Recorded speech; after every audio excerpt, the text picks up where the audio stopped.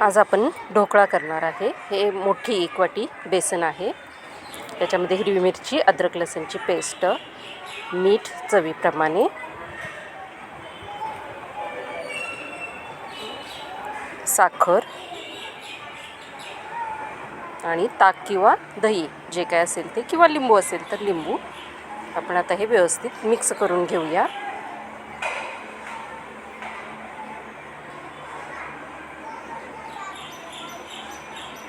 थोडंसं लागेल तसं पाणी टाकायचं, थोडं तेल टाकायचं 2 चमचे आणि इनो टाकायचं आहे।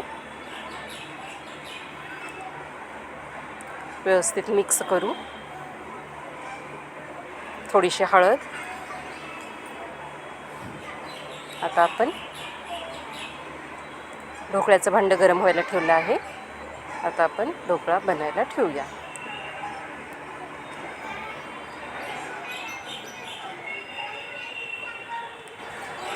10 ते 15 मिनटं आपण वाफवणार आहे। आता त्याच्यावरती फोडणी घालूया आणि व्यवस्थित कट करूया।